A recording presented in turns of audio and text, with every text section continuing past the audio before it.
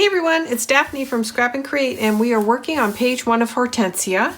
And this is so exciting. I love this paper. So we're going to have a couple of flaps and a pocket. It's not really too much going on here, but I think you're going to like it. So I've got my papers rough cut and I think inked, and we are going to get started by laying in our first flap. And that first flap is 7.5 by 8. You're going to score a 1/2 inch on the 7.5 inch side. And we are going to apply this. I'm thinking about this a little bit. I'm trying to decide if I want it on the left or right hand side. I want it on the right hand side. So that is the outside. This is the spine side. So it's going to go into the book like so. So you're going to put it on the right hand side. So I'm going to dry fit it real quick, and then we're going to get it down. Okay. Pick tool. Here it is.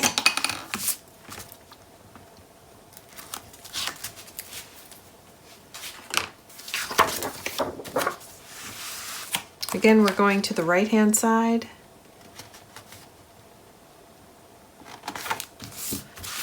And that's in. Okay, now the next thing we're going to do is add a flap on the left hand side, and we're going to center it. So what I'm going to do is I'm going to find the center line here and the center line here, and then just line those two dots up. And get my pencil and my Tim Holtz ruler.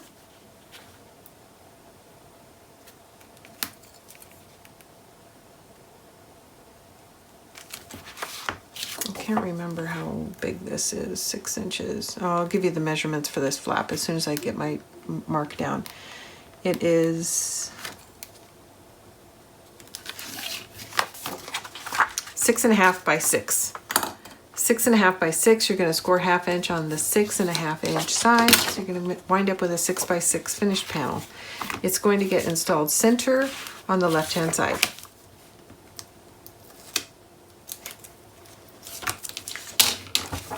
And now I'm just going to line up these 2 tick marks, and then I am going to quickly erase it because that little bit is going to be exposed once I put my mat on. So I always use a kneaded eraser. I just get the best results with it. There we go. Okay. So now we need to get some magnets on here. So we're going to place a magnet on the edge of this flap here, and then put the adjoining one on this side. Here we go. Whoops. I need some thick tape, and I think this is 5/8. It's just slightly wider than the magnet, so it goes all the way around, which I like, to soften the edges with. Okay, there we go. That is that. Okay, so 7.5 by 8, score 1/2 inch. Let me double check that.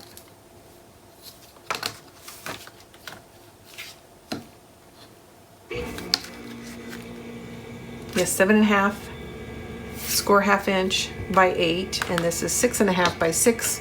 Score 1/2 inch on 6.5 inch side. And then we're going to lay our magnets down like that. I want the smaller flap to close over the top, like so. And then this is what I've chosen for the base of the page, and it is from the 12 by 12 collection pack. It's going to go right here. And it's inked and ready to go.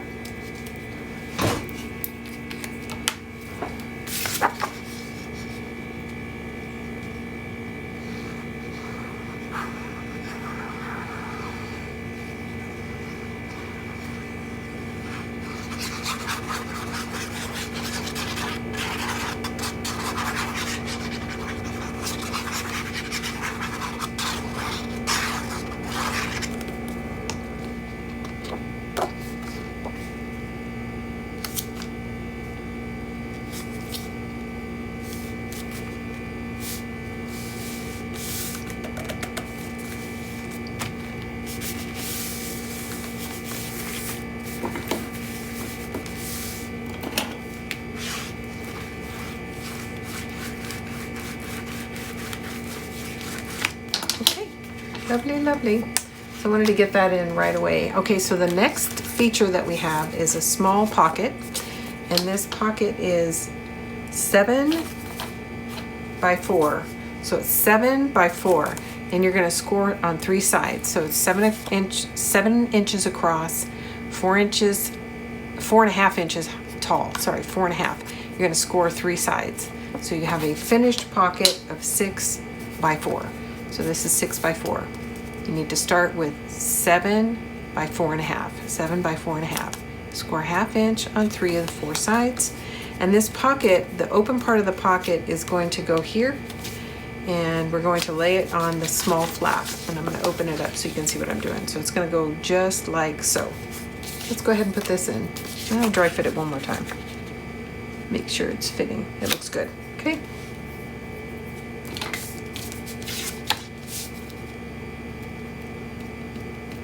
And page 8 is going to be just like page 1. So if you want to cut 2 of everything, then you'll be ready for page 8. Otherwise, we can trim those out when we get there.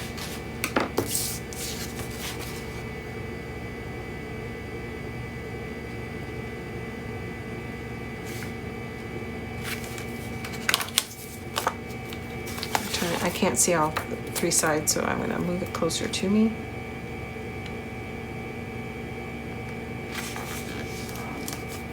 There we go. And there's our pocket. Okay, lovely. Okay, the next thing I have is this is going to go on the B side. This is from the 8x8 collection pack.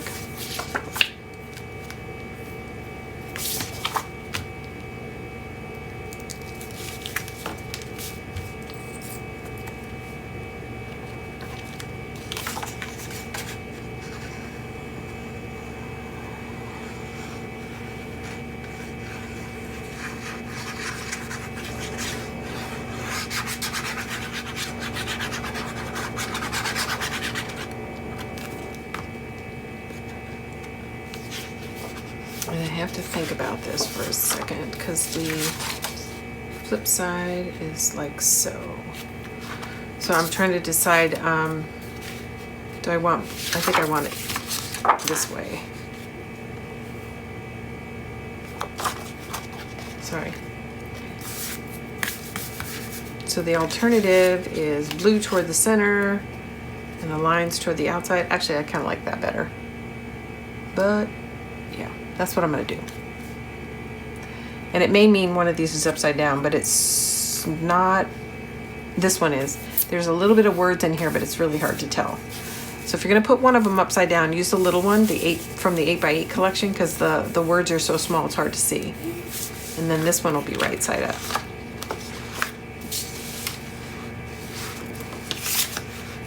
There we go.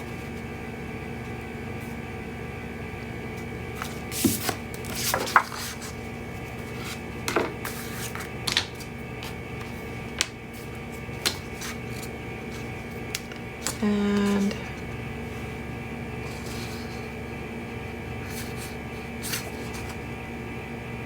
I'm not so sure if this is 8x8. This might actually be, they're both from 8x8. These are both from 8x8. The 2 B sides of the flaps are from 8x8s. Took me a minute to recognize the scale. And then the centerpiece is from the 12x12.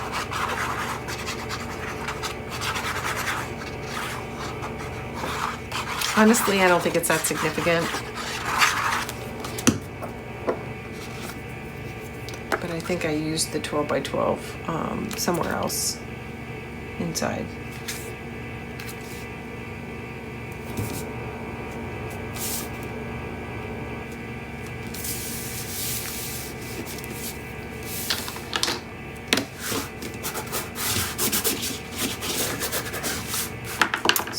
That makes a nice spread, I think.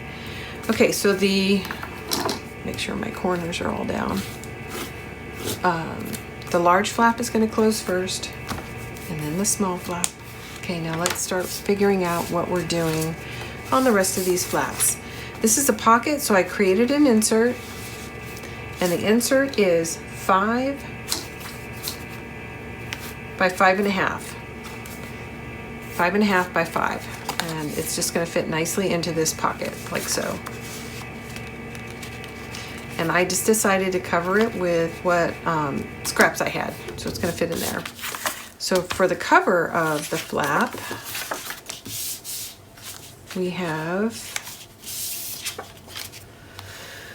a couple of pieces. So I'm missing a large panel here. Oh, I know what it was. That was going to go on the cover. And this was going to go inside. But I'm going to have to reverse it. So I'm going to put these two here, like so. I was originally planning to do the color block on the B side, but I think it looks good either way. Yeah, I like this too. It's going to go like that. I'm going to place this here, and then I have a small liner somewhere. Here it is.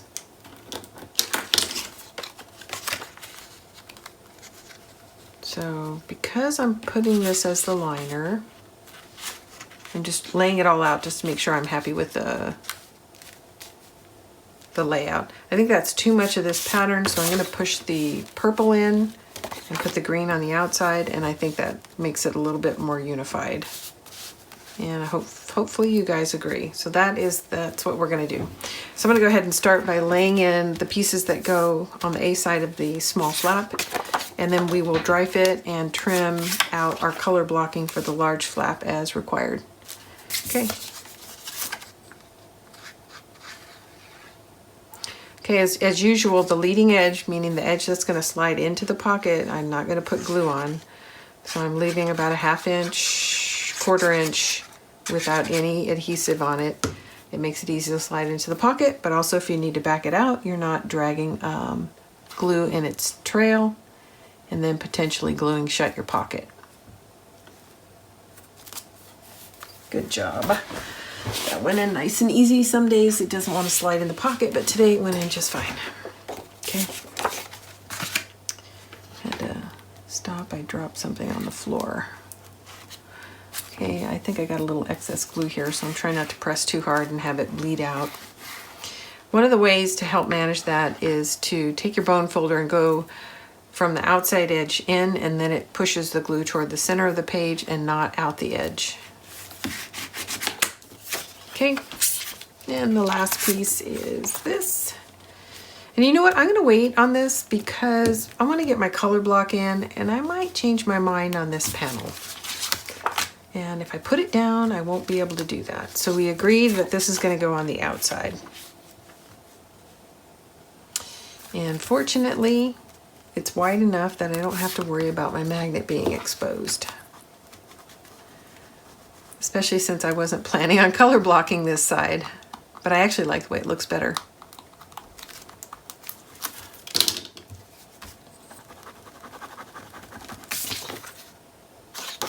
This is from the 12 by 12.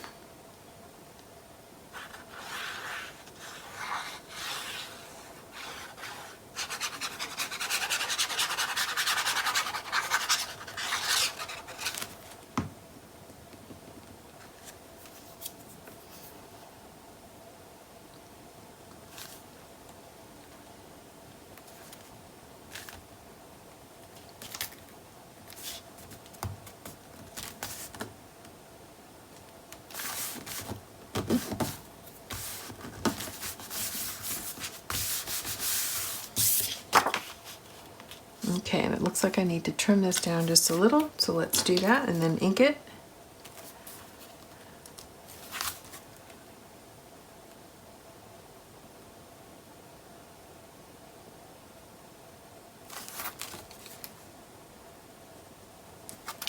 Now I'm putting a mark on both sides. If this panel for any reason did not go in straight, this is my chance to minimize the effect of that. So I lay it in, I back it off so that I have this white seam that I'm looking for, cream seam. Then I put a mark on where it needs to be trimmed on both sides. And it may or may not go in exactly at a 90-degree angle, but this will allow me to make it appear more straight on the page. hopefully that makes sense. And actually I'm laying it in the trimmer. It turns out that it is very straight, but it's not always. Just a slight torque of this, and then you need to straighten it out on the other side.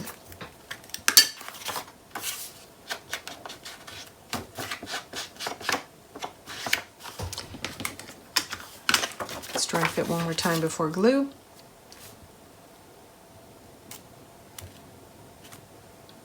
And it looks good.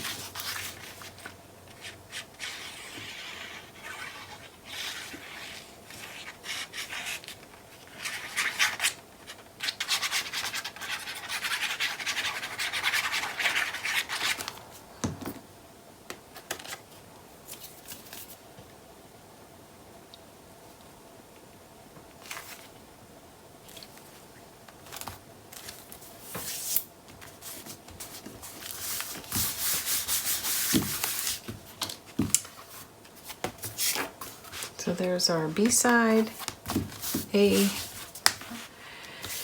Okay, now I am planning to put this on top of the pocket as just a design feature, and then this is going to slide into the pocket. So I'm going to look at this for a second and try to make a decision about what should really go under that. Do I like that, or do I want something else? I kind of like that it's simple because this is the feature, but I have some other options.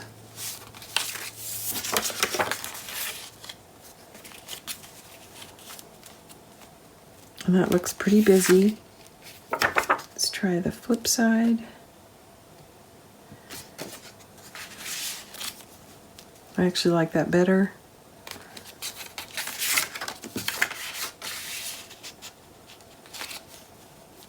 Better yet. Okay, so I think it's between this and this. And I like both, but I'm liking this better. So we're gonna go with that piece. And let's just make sure it's the right size. And it is. That works out perfect.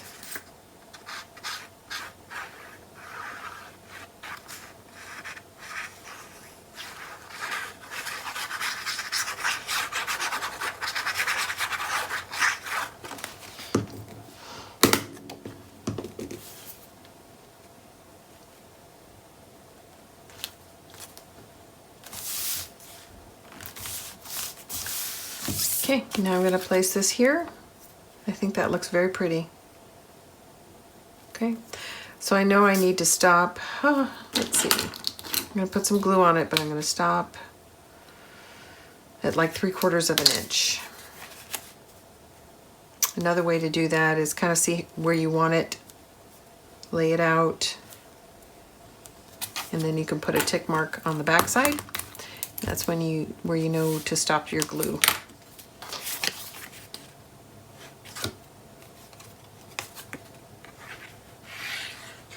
Make sure you have it right side up when you do it, so the tick marks are on the right side and you're not gluing the wrong side down.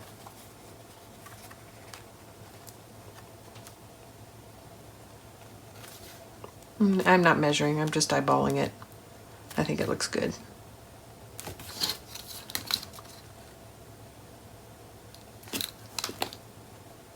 Half inch, so it's in straight to the pocket at least.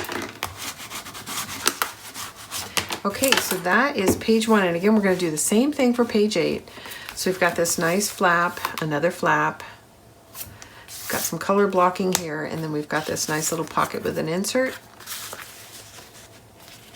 And that is, sorry, it's getting stuck on the, there we go.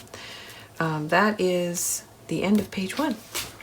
I like this page. I think it turned out really well. The layering looks just beautiful. Okay, again, we're going to do the same thing on page 8, but that's it for page 1. I'll be back with you guys soon. Hey y'all, it's Daphne, and we just finished page 1, and I'm going to pull that back in right here. And this was a relatively short video, so I'm going to go ahead and squeeze in the front liner here too, so I don't have a separate video just to lay down the liner page.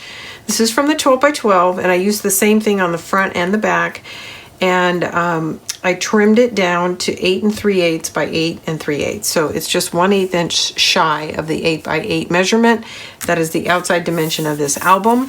So I'm just laying it in. So because you can't be sure when you're making your album exactly the size of the cover, because when you wrap it and you fold it and you crease it, it may be a little bit bigger than 8.5 by 8.5 or a little bit smaller. So you always want to check your paper. Don't just assume that it's exactly 8.5 by 8.5. Lay it in, and then you want to test to make sure the edge of your mat is clear of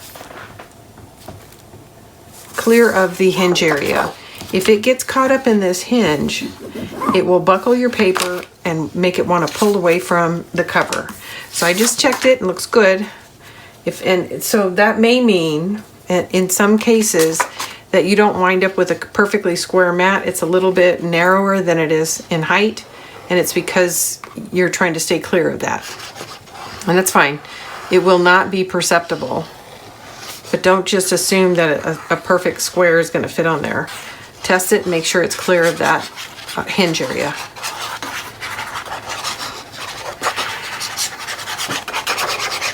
Okay. Let's get this in. I'm trying to be careful not to drop it. Feeling a little bit fatigued, and that's something that happens when I get tired, is I drop things. Okay, that looks really good. Okay, I'm going to burnish extra good right here where the bookbinding tape meets the cardstock, and then again where the cardstock meets the chipboard. It's just a little slope, so I just want to make sure that it's getting pressed into place. Normally I don't put that much effort into burnishing because it's not really required. Okay, that's it. That is the end of the page, the cover inside liner and page 1.